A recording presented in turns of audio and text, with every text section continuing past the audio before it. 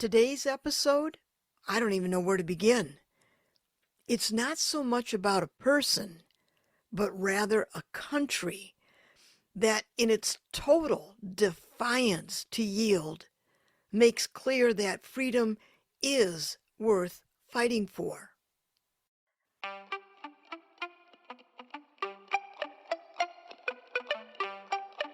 Fill to capacity.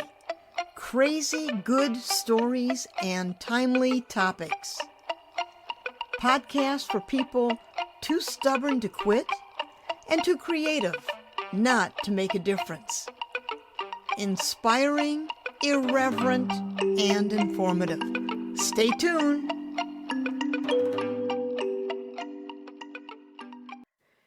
Hi, I'm Pat Benincasa, and welcome to Fill to Capacity.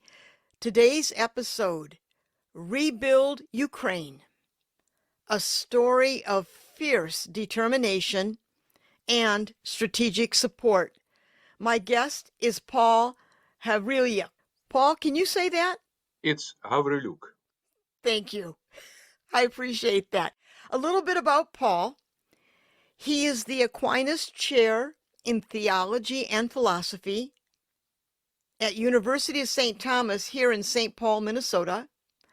He was born in Kyiv, Ukraine, and came to the U.S. in 1993. His parents fled from Kyiv in February 2022 and are now refugees in Lithuania. Paul, it's wonderful to have you here. Thank you for joining us. Thank you so much, Pat. Wonderful to be here. So I'd like to jump in with, on February 24, 2022, Russia invaded Ukraine. On February 25, Rebuild Ukraine sprung into action. What is Rebuild Ukraine, and what makes it different from other groups providing help to Ukraine? Well, thank you for this question. It's true that from February 24th, truly my life would never be the same again, given just simply the extent of Russian invasion, the amount of lives lost, and just the fact that so many organizations sprang to action at the beginning. And the idea here is that when we all pitch in our time and efforts and our abilities, um, we could actually make a real impact, in addition to the impact that's made by the governments. Typically, in these situations, the governments react after NGOs react to the situation. Yep. And I think the Ukrainian war is no different. And so, what is it that Rebuild Ukraine contributes to this process, and why did I foolishly start the second nonprofit? Why did this happen? Primarily because we at Rebuild Ukraine, we felt that we could add value by having social media intelligence. My brother runs the largest social media intelligence company in Eastern Europe and beyond. And what that means is that we see a lot of things that are happening in Ukraine and beyond its borders before many others see the things. We have the capacity to supply humanitarian aid to 70 locations within Ukraine, and that includes more than 60 military units and also about a dozen hospitals. And so, how do we do it? We have a nimble network of 70 volunteers that are Ukrainians that know Ukraine pretty well. And so, what we do is we supply the European Union quality and American quality humanitarian aid, food supplies, medical supplies, and also protective gear for Ukraine's defenders. And we supply it very fast and cost efficiently. You really segued into my next question. How on earth are you able to track the in-country needs? And I think you're answering that you've got a system, a quick system with social media already set up. Well, let me just say this, that yes, that the social media intelligence that we have, its capacity, and if we were to deploy it fully, we could certainly deliver tens of millions of dollars in aid every month if because the system would have allowed that. The connections with our Lithuanian and Polish suppliers are such that we operate in an incredibly good and positive business environment. So, for example, Lithuania is both high trust country in terms of what one could acquire, in terms of low Okay. corruption, and it's also very, very cost effective. And so we've Ah, been able, yeah. And so the result is, and that was one of the reasons why we were very clear from the start that most of the aid will have to be acquired as close as possible to the source. I want to say that what I noticed on your website is that you are responding to the needs in country, in Ukraine. You're not serving the refugees that are flooding to safety. You chose to go in country. So now you've got all these people who are sick, disabled, families, children, orphans. Each of those groups have specific needs. How are you meeting all of these different needs? First of all, you're absolutely right. The reason we created the organization is precisely because we could help within the country. And a lot of NGOs, in fact, even very large nonprofits, very respectable nonprofits, simply could not deliver to the last mile. Now, why is it that we're able to actually cover the last mile? Well, primarily because most of the people that are affiliated with us as volunteers themselves are either small business people, or in other words, Oh, they have businesses of their own, and at the same time they're volunteers. So they think about what we do really as one would run a very good small business, only the outcome is not profit, but actually a life saved. So let me give you a very specific example. yeah. Since the beginning of the war, we provided more than 8,000 tourniquets. And so what tourniquets are, they are these bandages that stop blood. And obviously the issue of bleeding from a wound is a major, major question, not only on the battlefield, but also as the peaceful cities are presently being shelled and bombed Yeah. by Russian rockets, grenades, etc. And so we know for a fact that in fact our tourniquets have saved lives. Now, how do they save lives? Well, they cut the supply of blood from intense bleeding, and as a result, that person has 2 or 3 or sometimes even more hours to get to the next to the medical center where that person would be offered help. We've also supplied emergency vehicles. I'm particularly Mm, fond of our emergency vehicle program. What we've done is we've bought used SUVs. Now, why are we buying them used? Because unfortunately, the war destroys a lot of these vehicles. We cannot okay. guarantee and we do not know for how long the vehicle would operate. But very recently, Mm-hmm. just actually 2 months ago, we bought a used Italian ambulance. We bought it at an auction in Rome, and it was incredibly reasonable. An ambulance that would have been worth at least $100,000 worth in equipment, possibly more, Mm-hmm. cost us less than $10,000. And so what we do, most recently what we've done is this.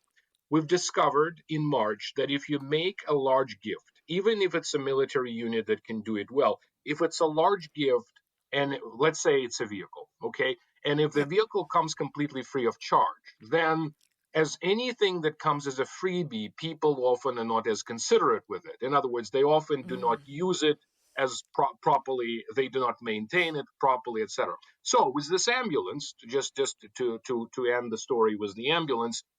It was $10,000, the ambulance itself. $5,000 was actually crowdsourced and was actually provided by people in Ukraine, as in friends, relatives, whoever else, for that military unit that specifically needed the ambulance. And then we enabled the purchase. And everybody's happy. And also people appreciate how significant that is for them ah, because they also pitched in. So that was another element that helped us to maximize what we were able to do. We were really very blessed in spring because we were able to raise significant, north of $100,000 a month. wow. We were just a new, completely new nonprofit, but we Mm-hmm. were able to raise. So by now we've raised very close to 500,000. And when I say raised, 95% or possibly 97% of those funds go directly to humanitarian aid. And that's important because people are wondering, what can we give? What can we do? But they want to know what they give goes to truly help people. That's been also my question from the beginning, because I also, in addition to starting Rebuild Ukraine, I've also supported a couple of large and respectable NGOs. I've looked Mm-hmm. at what they've done. I think they've done very decent job with the refugees. And at some point, I simply determined that they were not sufficiently focused in Ukraine. Let's just put it this way, Okay. because some Okay. NGOs, because I mean, in the situation where the war is developing so quickly and on so many fronts, some NGOs simply did not have the wherewithal and even the connection, let's say, with the churches and the government, because the church still Mm-hmm. remains a relatively high trust institution in Ukraine. And obviously, I've had connections in that sector too. Yes. But again, we decided to go with the volunteers within our network that also at the same time thought about the process as they would run their own business. And that's what contributed mostly to the efficiency of what we've been And able and to. and I'd like to jump in there. What's remarkable about this is that immediately you went to a network of businesses, small businesses, large businesses. But the modus operandi of a business is to be efficient in delivery of goods, making them available, having transportation networks. So all these, it's almost like little satellites in your constellation were individual enough and prepared enough to spring into action, which is really remarkable when you think about it.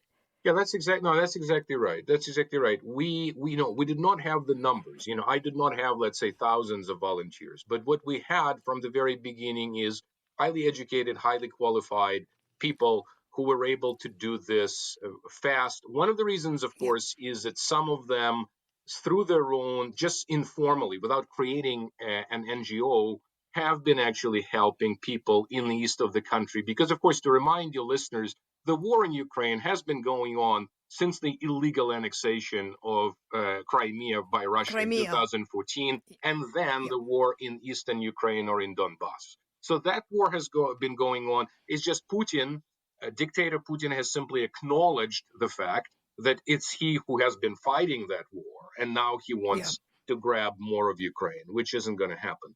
And No. so it's just not going to happen. I also want to emphasize this. Yes, I've been working on this 24/7, and I've abandoned most of my professorial and teaching responsibilities. And I would say my university administration has backed me completely, morally and otherwise. And actually, my Wonderful. students were also really quite effusive, frankly, in their praise of what we've been doing, and kind of completely, really completely understood. It helps to have a research chair, because of course a research chair does give you a certain flexibility, and I've made a moral choice, and it just had to do with the fact that I simply did not have the luxury of just be sitting and doing little or nothing. And I also thought that if I simply were to return to Ukraine, I mean, I'm an American citizen, but I theoretically could return to Ukraine because I was born in Kiev. And if I were, for example, to take up arms and I were to fight, I would probably die a relatively quick death. And that wouldn't be very Yeah. useful. And so, for that reason, I mean, I'm a very lousy sniper. I was trained in the Soviet army, but the army was so bad that obviously, that was, that was 30 years ago. That literally 30 years ago. So, that my training would have been completely worthless. That said, it's incredible how many people in my age group, I'm 50, have actually done it. That's to say, I have colleagues who are professors of philosophy who have actually fought in Yep. Chernobyl and liberated the nuclear power station, who have fought in Bucha. And many of your listeners would remember Bucha because it's the site of Russian atrocities. It's a suburb of the capital that's the site of Russian atrocities.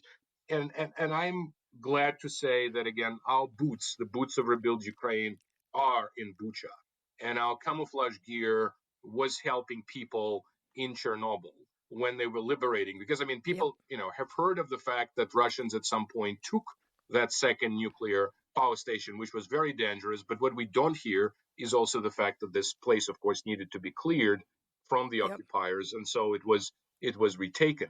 So I want to be clear also that Rebuild Ukraine is not providing any lethal type of help. So we do not have anything to do with arms. That's government Okay. level.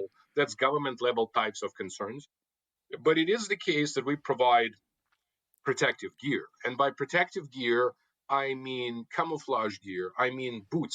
I didn't realize how many pairs of boots the soldiers go through in Hmm. a given season. And it turns out it's a lot more than me wearing my sneakers on the street because it's very different conditions. I want to go back to something here. When I was reading your bio and learning about you, I was struck about theology and practice. It is one thing to preach and to teach and to talk about theological issues, but in a way, I was reminded of Dietrich Bonhoeffer, the Lutheran minister during World War II. And really, out of that is when does an individual say, I must do something? And in that moment, it is a prayer to rise and go into a situation. Now, in your case, maybe you're not so good on the sniping, okay? But you assess the situation, and in that moment, and I really think that's a state of grace to say, how can I help? What can I do? Well, I can't shoot worth a darn, but I can do this.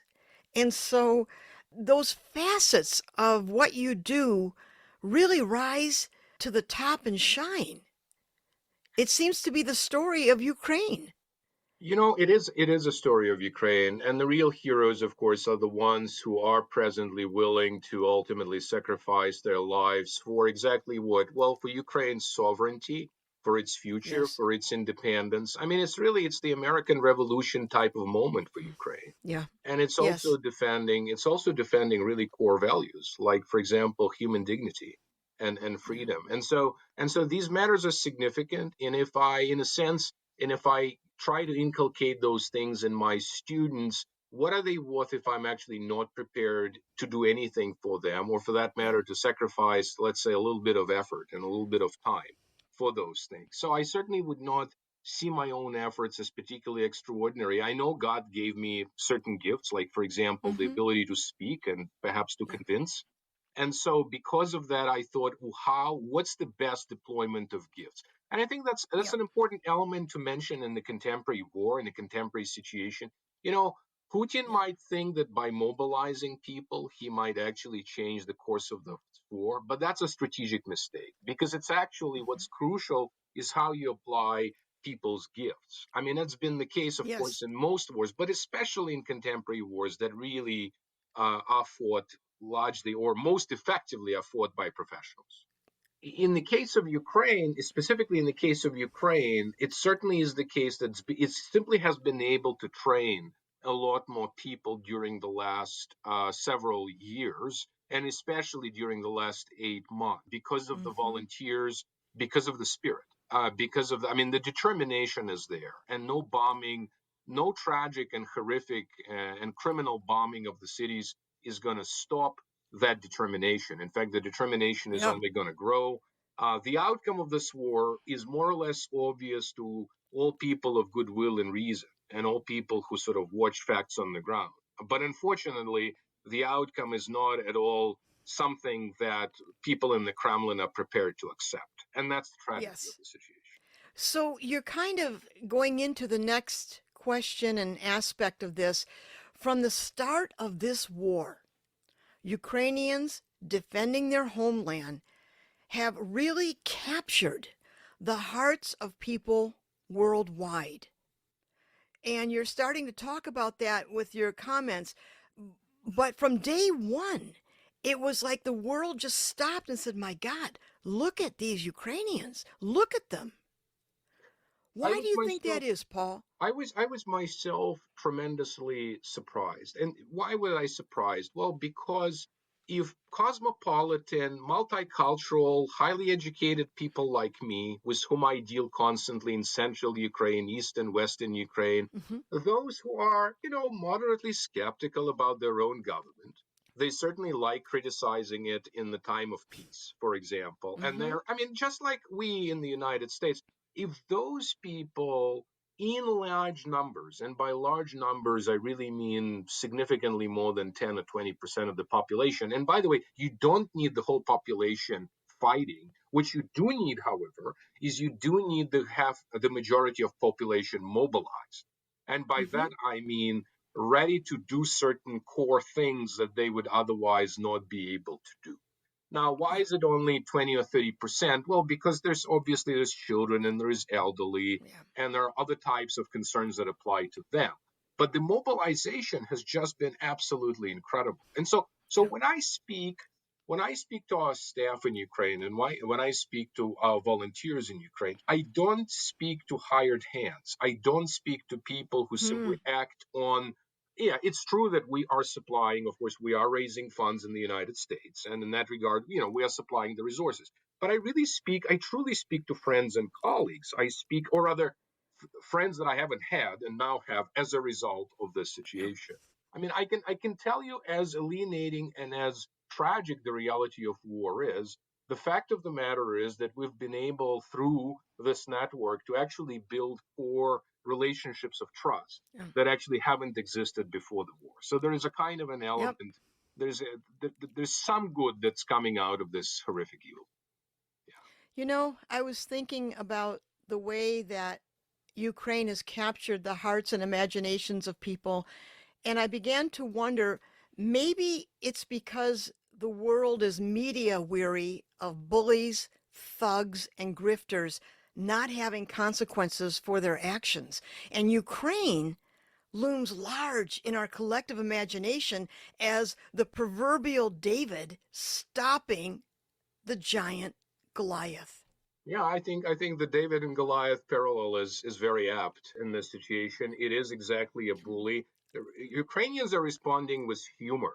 I don't know if you've seen Ukrainian tractors, for example, dragging tanks. Okay, and so I did. yeah, and so now, of course, it's great to have that amount of metal, in a bunker in your farm, in a farmhouse. But of course, ultimately the government took possession of all of those things. So Ukrainians are responding with determination. They're responding with an attempt to, because it's very easy to respond to violence simply with acts of anger and violence. Yeah. And Yeah. what Ukrainians are trying to do, we are trying still to retain some sense of human dignity and restraint and reserve in this war, because it remains the case that with the weapons that are presently given, it would be possible to attack Russian territories. There's a clear decision that this should not be happening yet. I do think, however, that as a deterrent to just massive destruction of civilian infrastructure, some need for the destruction of Russian strategic targets inside Yeah. Ukraine will actually arise. And the Yeah. fundamental issue there is just calculation. It's just a question of, Yep.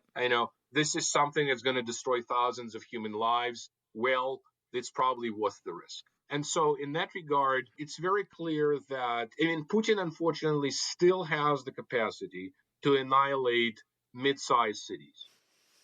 He's probably not going to do it to Kiev. It's going to be impossible. He's not going to do it to city number two, which is Kharkiv, which is closer to the Okay. border with Belarus, and partly because of the incredibly successful liberation of the East, which was just, again, this was just incredibly clever. I think this is going to be studied in Yep. manuals of military history because, for 2 months, the Ukrainian media drums up the fact that they were going to be doing lots of things in the south. They're just, they're destroying one of the bridges, and of course now the second massive bridge has also been compromised in a major Mm-hmm. way. So they're drumming up all of this. They're making Russians to regroup, and then Yes. they're actually very swiftly attacking in the east. And again, all of this, I think, contributes also to the world's faith that ultimately Ukraine will emerge victorious in Yes. this very unequal fight. So let me ask you, right now, you are responding to the needs of war-torn Ukraine. When this war is over, do you see a role for Rebuild Ukraine? Absolutely. And thank you for that question. So we're 90% in war relief efforts right now. meaning we're 90% in. We're actually even producing our own Ukrainian jerkies, which is this dried meat that we've actually Yeah. been able to do, and we've processed a couple of tons of raw meat, and that dry meat is really fantastic for the medics that need to travel long distances, etc. We're 90% in war relief efforts, food supplies, medical supplies, and protective gear, and we're about 10% in children. We are supporting a refugee teacher collective in Montenegro. So yeah, it's incredible. 20 highly enterprising women. So they come to Montenegro, they flee with their children. Actually, it's much more. It's close to about 50 families. They flee to Montenegro.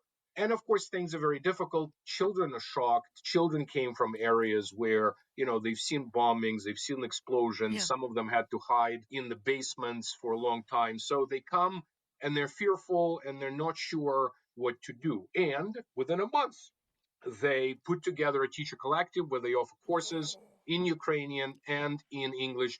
I consider myself blessed to be able to help an enterprise like that. And at the Yes. beginning, we helped them with a seed grant. We've helped them now to the tune of $20,000. And what's $20,000?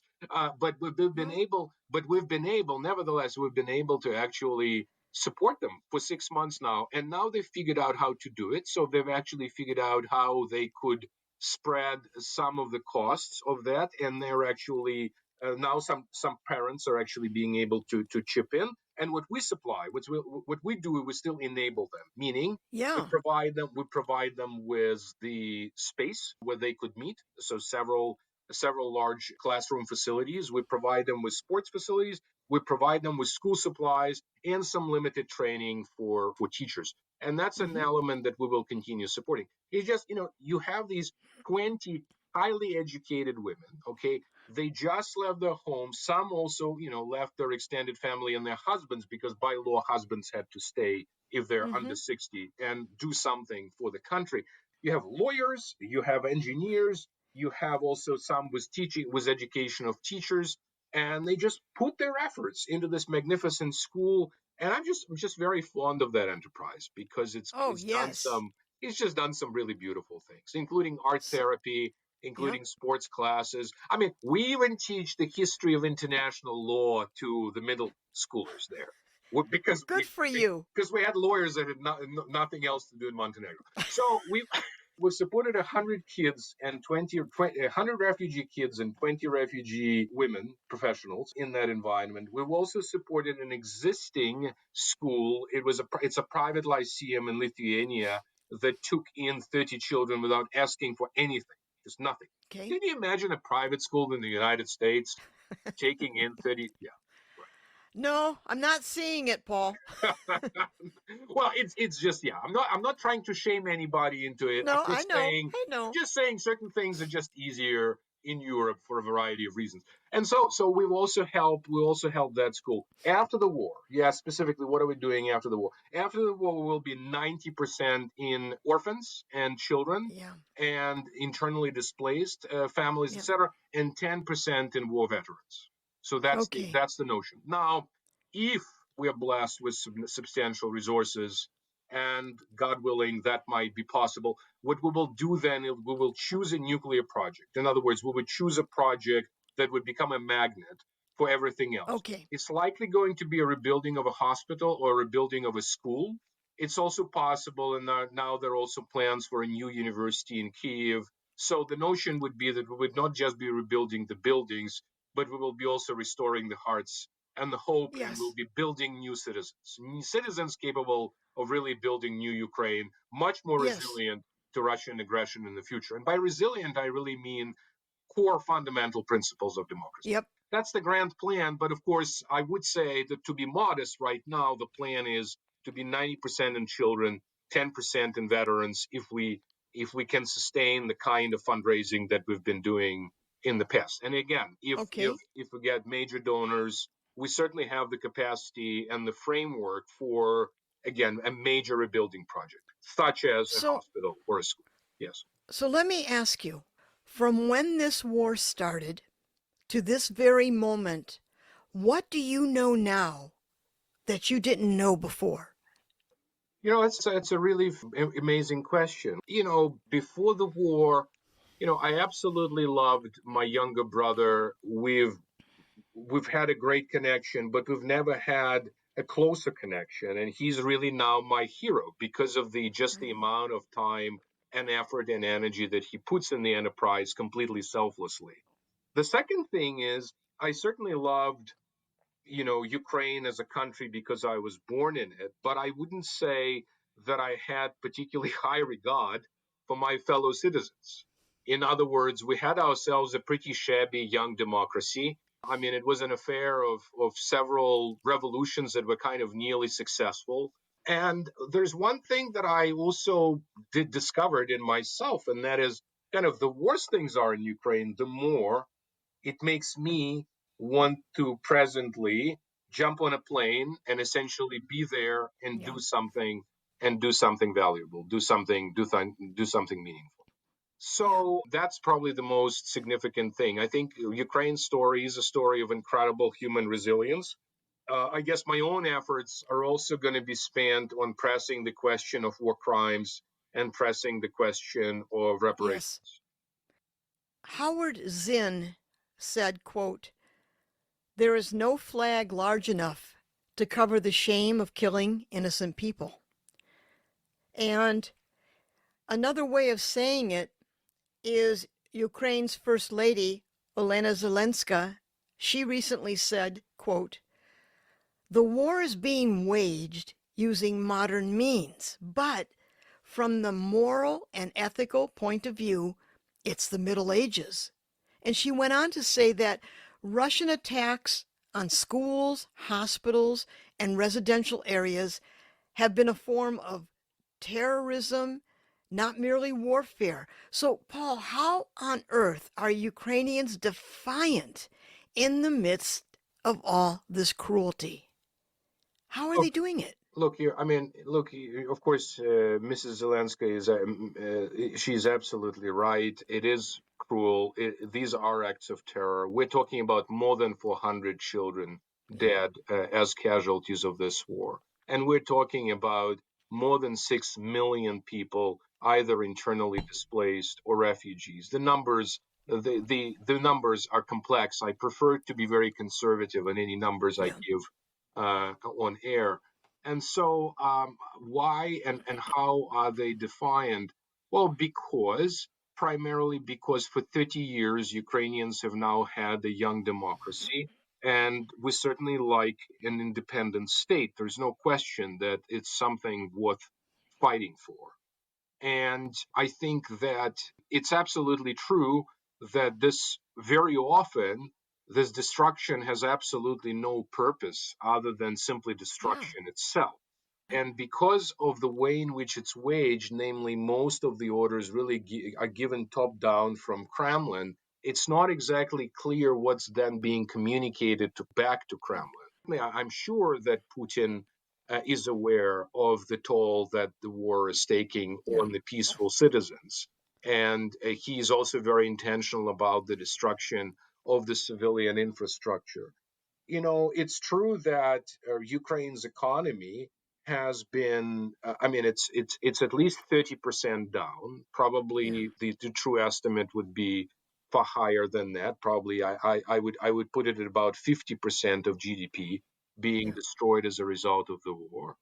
I guess I can only say that on the positive, hopeful side is that this could also bring a hope of substantial modernization because Putin has been destroying the infrastructure of the cities in the east, and those were mm, cities most Russia interdependent.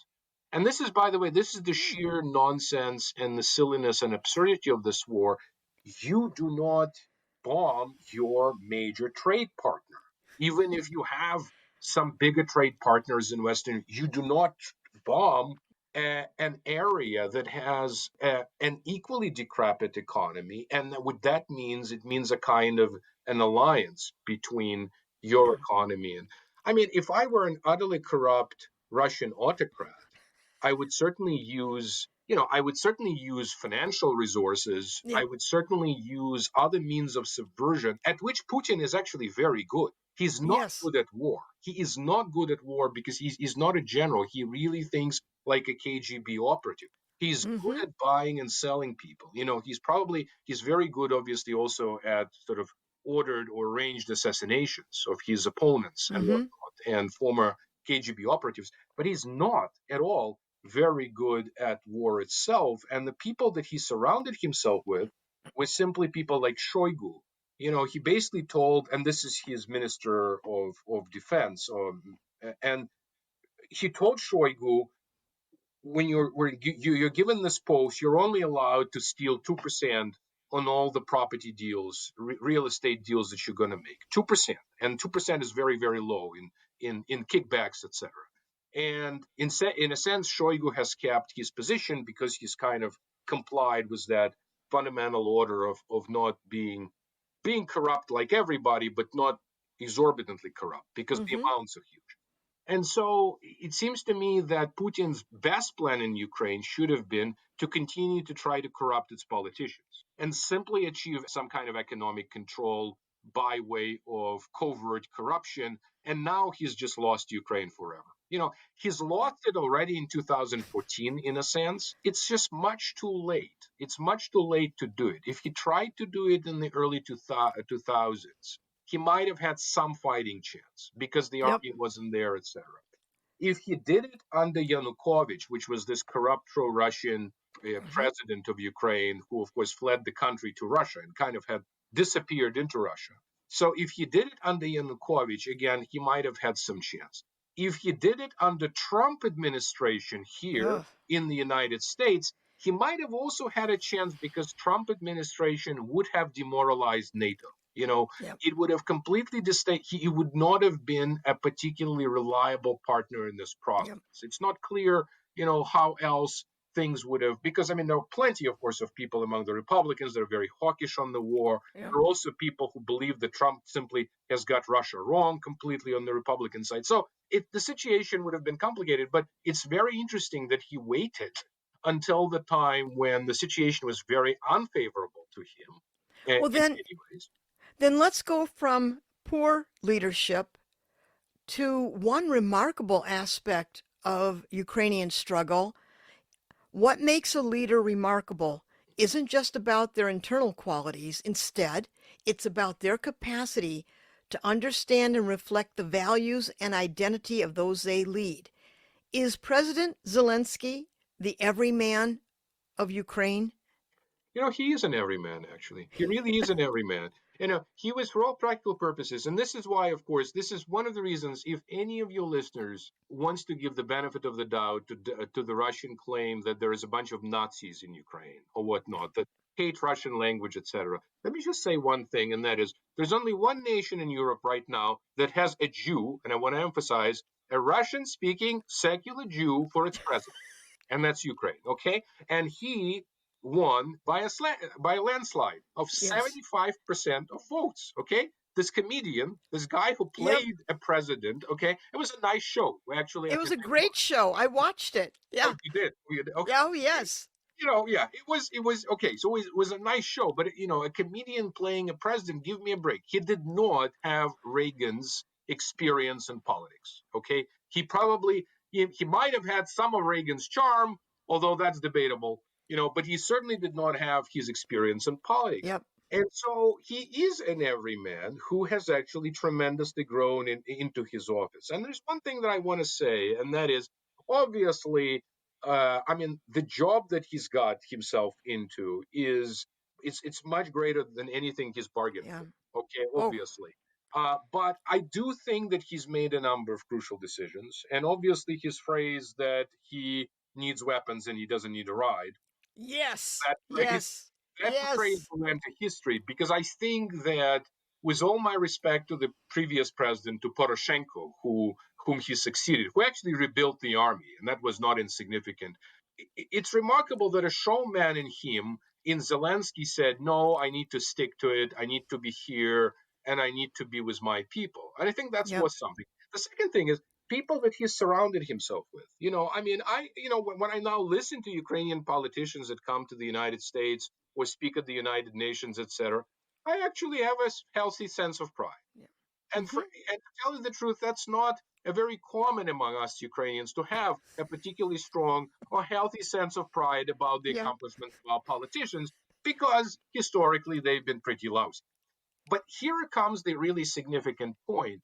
It's true that Zelensky has been able to capture the spirit of the people. And the fact, for Yep. example, that he doesn't show up in suits and ties, but actually just wears a kind of a green T-shirt, and Yeah. that's his, or a green sweatshirt, and that's his basic attire. Which is to say that I am with the people who fight. I am with the military, but also Yep. don't be fooled. I myself am not a military general. I'm not a military man, but I have very capable people around me.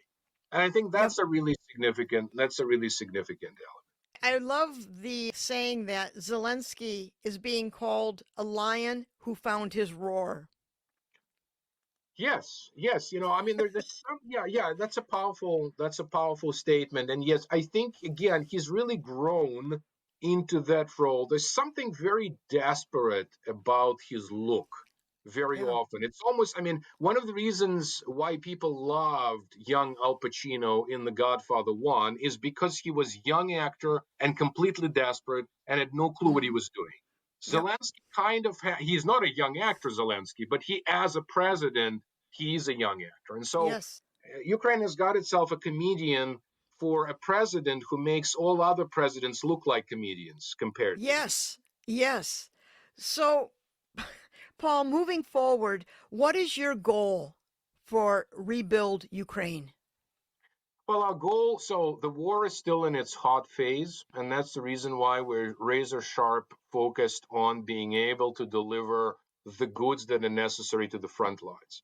Let me give you one specific example. So the Ukrainian army has multi-use tents. In other words, these are tents for 10 or 15 soldiers. Now, again, through social media intelligence, we know that strategic and financial sense for Russians to shell and bombard tents where you have a unit of 10 or 15. However, Okay. the Ukrainian army does not have single use tanks, and that's what we've been supplying. And believe it or not, those tanks save lives because you're not going to use a bomb or a rocket on one Yeah. person. It's just that simple. What else are we supplying? Believe it or not, we're supplying very small solar panels because what they do is they are able to power up strategically significant electronics. Mm. Obviously, the most important one being the cell phone, but there are other electronics that I would don't want to mention in this Yep. program. Just the types of things that the army uses in that situation. Mm-hmm. So what would a soldier do if they don't have a solar panel? Well, they have to run from the woods or fields into an adjacent village. That's always a Whoa. significant security risk. It's a security risk for the villagers. It's a security risk for the soldiers because they can be found by Russian drones at any point during that. And unfortunately, a lot of soldiers have been found by Russian Yeah. drones in that situation. So a very small solar panel, very inexpensive, by the way. That's another item that saves lives. But we're also focused, like I said, on really things of strategic importance and necessity. We have the ability to supply items to Kherson, where there is now fierce fighting. We have supplied emergency vehicles to Bakhmut, and that's a town in eastern Ukraine that's a very significant sort of strategic hub, which is now in the gray Okay. zone. And again, as long as we can do that effectively, we will be doing some good. And so Okay. that's the main plan. One important element is also we have a pending $25,000 grant from St. Paul-based Rotary Club. The Rotaries will be supplying us, or rather enabling our purchase of individual first aid kits. It's the kind of thing that we all have in our cars, but in this case, it's much more substantial because it can prevent all kinds of things. So, and Yeah. it includes hemostatic bandages, it includes tourniquets, American grade, sort of Yep. category 7 tourniquets. It includes all kinds of other goodies. And what we know, again, from the Ukrainians that are receiving this aid on the receiving side, is that these types of things are still very much needed, easy to train the soldiers to use them, and they're obviously also going to be supplied to the military medics. So the immediate plan, if I had funding for 10, for example, used SUVs or ambulances, we could deliver those ambulances, and I kid you not, we could deliver them in 2 to 3 weeks, under a month, to people that need them. Paint Yep. them, do the maintenance, obviously enable the purchase. and just send them. So emergency vehicles, first aid kits, and then more general type of aid that I've just explained to Okay. the military. So we're supplying the types of things that the Ukrainian government is presently not quite doing and not quite Okay. supplying. And the reason for that is also is one has to understand the army has grown enormously. The Ukrainian army is presently larger than the Russian army. The publicly available numbers of the Ukrainian army are 700,000. The actual numbers are close to 1 million. So you're dealing, therefore, with Wow. really an enormous number of people. Not all of them are immediately deployed. I want to be clear. Not Yep. all of them are immediately deployed. Some of are retrained. Some are, for example, getting rest from 6 months or more of employment. And it's just that we are able, like I said, we're able to supply 60 military units, and we're able to supply Wow. 70 locations within Ukraine. And we'll continue doing Yep. it as long as we have the resources. And I would, of So course, very much appreciate, therefore, if perhaps the listeners are moved to contribute. that was my next, actually, as we wind down, I want to say if people who are listening want to help or donate to rebuild Ukraine, where do they go? Who do they call? Yes, you could simply donate online. The easiest thing to donate would be through PayPal, but you could also donate by check, etc. We are Okay. Minnesota based, but we of course have donors all over the United States and some international donors. And your contribution is tax deductible because we are a 401(c)(3). Also, by the way, if they simply input in any Google search, simply inputting rebuild Ukraine will actually give you our website as number one. It's really Okay. quite amazing. I think the reason that ranking happened is because I think we've been featured on TV 5 times. Well, Paul, Search. thank you for being here today and for the work that you do. And to Ukraine, Slava Ukraini. Героям слава. Thank you so much, Ben.